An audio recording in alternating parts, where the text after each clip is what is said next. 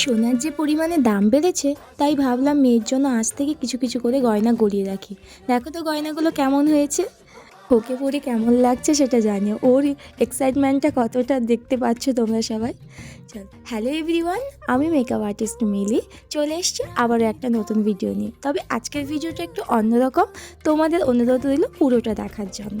তো আমাদের যারা মেকআপ আর্টিস্টরা আছি আমরা, তাদের জন্য গয়না জুয়েলারি মানে এগুলো তো খুবই ইম্পর্ট্যান্ট। তো আজকে সেটার জন্য আমি শুনেছিলাম অনেক দিন ধরে, তো আজকে ওইখানেই পৌঁছে গেছি।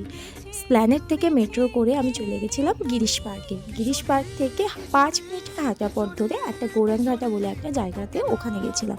ওখানে নাকি শুনেছিলাম গয়না প্রচুর পরিমাণ ইউনিক কালেকশন পাওয়া যায় এবং ভালো কালেকশন থাকে এবং দামটাও সেরকম। বাট আমি গিয়ে যখন দেখি যে খুব একটা দাম কম সেটা নয়, ওখানে তোমাকে একটু বার্গেনিং তো করতেই হবে। এই আমি খুঁজে খুঁজে 2-3টা জায়গায় করে একটা জায়গায় গিয়ে আমি পৌঁছেছিলাম এবং আমার সেখানে কিছু কালেকশান পছন্দ হয়েছিল। এখানে ইনস্ট্যান্ট তুমি জুয়েলারি বানাতেও পারবে, সিলভারও করতে পারবে, সব কিছু করতে পারবে। তো আমার মধ্যে অতটা সময় ছিল না, তাই আমি যেগুলো হাতে পেয়েছিলাম সেগুলো নিয়ে এসেছি।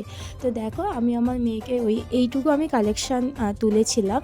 তো আমার মেয়েকে ওটাই আমি পড়াচ্ছিলাম। ও তো খুবই এক্সাইটেড হয়ে মানে ওটাকে করছিল। তো আমিও আমার মেয়েটার উপরে একবার ট্রাই করলাম আর একটা ভিডিও এডিট করছিলাম।